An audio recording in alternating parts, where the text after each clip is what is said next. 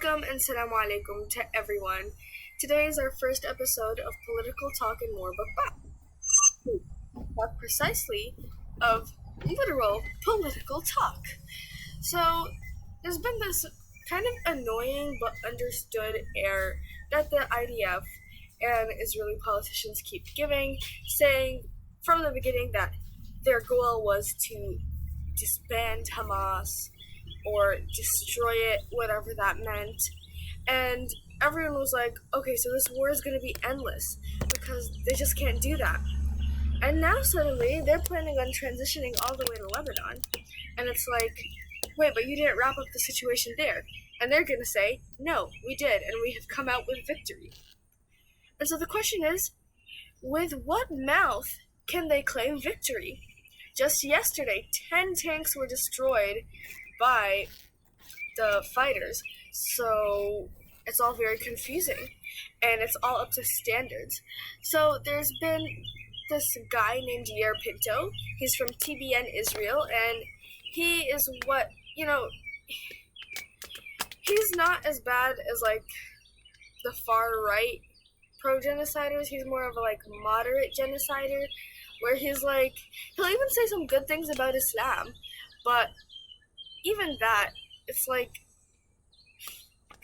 he's gonna say, well, you see, for example, for Ramadan, he was like, well, Ramadan is such a month of peace, it's so perfect, but look how these Muslims are destroying it. It's like,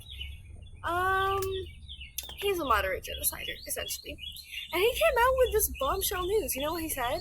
He said that they have this, in mystery movies, when they have that chart of, 20 pictures with these threads going, so they have a chart like that. And they discovered that according to them, Hamas has 24 battalions. And of those 24 battalions, all 24 of their commanders have been targeted and killed. So now they're saying, because we killed all their commanders, it's as if we have killed the battalion.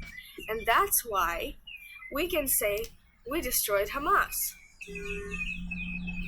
And so, IDF will probably just lie like how it did with Lebanon. And it's going to leave to Lebanon with, again, no plan, except maybe Papa America's going to bail us out. But yeah, if anyone was just wondering, with what is their basis for saying we've won and now we can leave? That's their basis. They believe that if you kill the head of a group, it's as if you've killed the entire group, which is just simply untrue. If somebody happens to assassinate Joe Biden, is it as if they have wiped out the American military just because he's a commander-in-chief?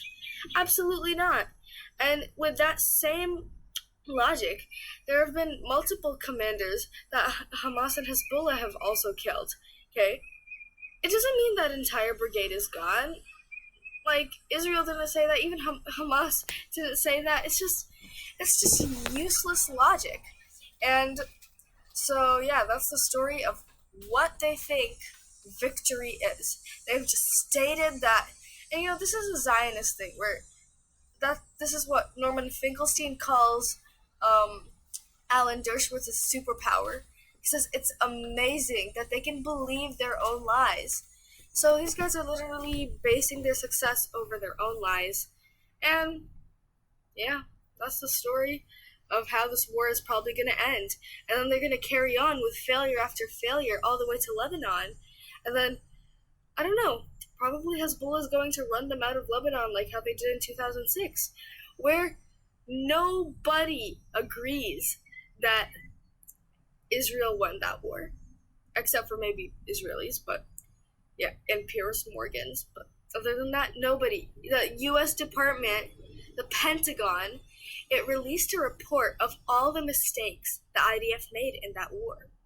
And they expected IDF to read it and heed it, but instead, Greg Stoker read it and explained it to us, but the IDF, they don't know a clue. And they made all those same mistakes again.